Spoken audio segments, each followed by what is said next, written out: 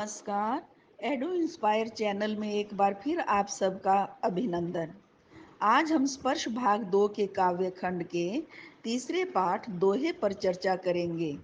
प्रस्तुत दोहों के रचयिता कवि बिहारी लाल जी हैं। कहा जाता है कि कवि बिहारी गागर में सागर भरने की कला में निपुण थे। उनके दोहों में अर्थ की गंभीरता और गहरी अर्थ व्यंजना के कारण कहा जाता था, सतसैया के दोहरे ज्यों नावक के तीर, देखन में छोटे लगे घाव करें गंभीर। बिहारी मुख्य रूप से श्रृंगार परक दोहों के लिए जाने जाते हैं, किंतु उन्होंने लोक व्यवहार, नीति ज्ञान आदि विषयों पर भी लिखा है। संकलित दोहों में सभी प्रकार के छटाएं हैं। इन दोहों से आपको ज्ञात होगा कि बिहारी कम से कम शब्दों में अधिक से अधिक अर्थ भरने की कला में निपुण हैं। संकलित दोहों में सभी प्रकार की छटाएं हैं। पाठ दोहे का पहला दोहा है, सोहत ओढ़े पीत पटु श्याम सलोने गात, मनो नीलमणि शैल पर आतप पर्यो प्रभात।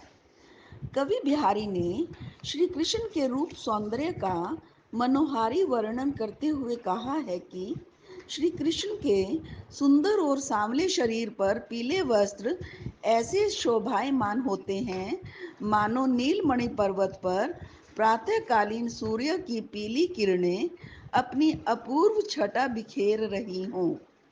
श्री कृष्ण का यह अलौकिक स्वरूप ईश्वर के प्रति सच्ची भक्ति भावना उत्पन्न करता है। दूसरा दोहा है, कहलाने एकत बसत अहि मयूर मृग बाघ, जगतु तपोवन सो कियो दीरघ दाघ निदाघ। प्रस्तुत दोहे में कवि बिहारी ने ग्रीष्म ऋतु की प्रचंडता का वर्णन करते हुए कहा है कि ग्रीष्म ऋतु में अत्यधिक गर्मी के कारण सभी जीव जैसे सांप, मोर, हिरण और बाघ, जिनमें परंपरागत वैर भाव है, वे भी आपसी शत्रुता को भुलाकर एक साथ शांति से बैठ जाते हैं। जैसे तपोवन में ऋषि मुनि आपस में प्रेम भाव से रहते हैं। इसका एकमात्र कारण है अत्यधिक गर्मी, जिसके कारण सभी निढाल हैं और किसी को किसी का भी ध्यान नहीं है। तीसरा दोहा है, बतरस लालच लाल की मुरली धरी लुकाई, सोह करे भोनू हंसे देन कहे नटी जाई। बच्चों, प्रस्तुत दोहे में कवि बिहारी ने गोपियों की सरस प्रेम लीला और शरारतों का वर्णन किया है। गोपियों को श्री कृष्ण से बातें करके अलौकिक आनंद की अनुभूति होती है, इसलिए श्री कृष्ण से बातें करने के लालच में और उनके सानिध्य को पाने के लिए वे उनकी बांसुरी छिपा लेती हैं, क्योंकि जब श्री कृष्ण उनसे बार बार बांसुरी मांगेंगे तो वे बार बार मना करेंगी और इस प्रकार बातों का सिलसिला चलता रहेगा। चौथा दोहा है, कहत नटत रीझत खीजत, मिलत खिलत लजियात, भरे भौन में करत हैं नैनन ही सब बात।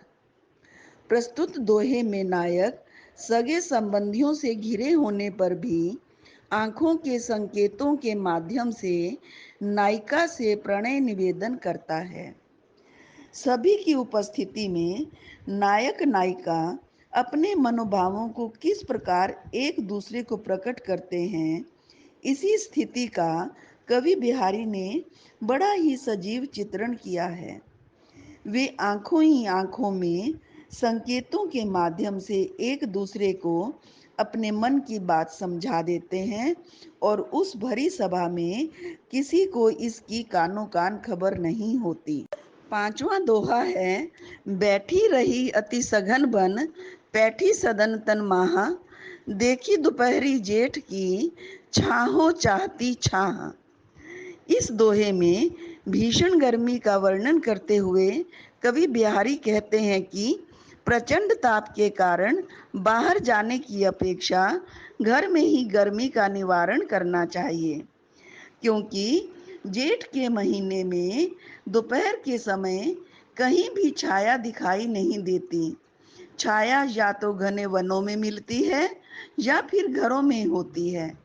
यह छाया भी इतनी गर्म हो जाती है कि वह भी शीतलता के लिए छाया को ढूंढने लगती है। अगला दोहा है, कागज पर लिखत ना बनत, कहत संदेशु लजात, कहिए सबू तेरो हियो, मेरे हिय की बात। बिहारी की नायिका विरह की अग्नि में जल रही है, किंतु वह अपने मन की बात नायक को बता पाने में असमर्थ है। वह कागज पर संदेश लिखकर अपने प्रियतम को भेजना चाहती है, किंतु आंसू, पसीने व कंपन के कारण निष्फल हो जाती है। किसी अन्य दूत के माध्यम से नायक को संदेश भेजने में उसे लज्जा आती है। नायिका को विश्वास है कि वे दोनों एक दूसरे से सच्चा प्रेम करते हैं। प्रेम में दोनों के मन की दशा एक समान होती है। दोनों के हृदय एक हो जाते हैं और प्रेम में हृदय की भाषा पढ़ी जा सकती है। इसलिए किसी को कुछ कहने की आवश्यकता नहीं होती। वे एक दूसरे की भावनाओं को अच्छी तरह समझ सकते हैं। 7वां दोहा है, प्रगट भये द्विज राजकुल, सुबस बसे ब्रज आई, मेरे हरो कलेश सब, केशव केशव राई। प्रस्तुत दोहे में कवि बिहारी ने अपने पिता और भगवान श्री कृष्ण को एक साथ अपना संरक्षक माना है और श्री कृष्ण से अपने दुख दूर करने की प्रार्थना की है। कवि श्री कृष्ण से कह रहे हैं कि आप चंद्रवंश में पैदा हुए तथा अपनी इच्छा से ब्रज में आए। कवि बिहारी के पिता का नाम भी केशव राय था और श्री कृष्ण का एक नाम केशव भी है। इसलिए कवि बिहारी ने कहा है कि आप मेरे पिता के समान हैं। जिस प्रकार पिता अपने पुत्र के कष्टों को दूर करता है, उसी प्रकार आप मेरे कष्टों का निवारण करें। इस पाठ का अंतिम दोहा है, जप माला छापे तिलक, सरे ना एको कामू, मन कांचे नाचे वृथा, सांचे राचे रामू। कवि बिहारी ने इस दोहे में भक्ति के बाह्य आडंबरों की निंदा की है और सच्चे मन से ईश्वर की आराधना पर बल दिया है। कवि ने यह समझाने का प्रयास किया है कि ईश्वर को आडंबरों और दिखावों से प्राप्त नहीं किया जा सकता। अतः माला जपना, शरीर पर राम नाम गुदवाना, तिलक लगाना आदि सब व्यर्थ हैं। जिनके मन में प्रभु के प्रति सच्ची भक्ति व आस्था नहीं है, वे व्यर्थ के आडंबरों में भटकते रहते हैं। ईश्वर को तो सच्ची भक्ति और निश्चल प्रेम से ही पाया जा सकता है। इस दोहे में कवि ने बाह्य आडंबरों का खंडन करते हुए सच्ची भक्ति पर बल दिया है।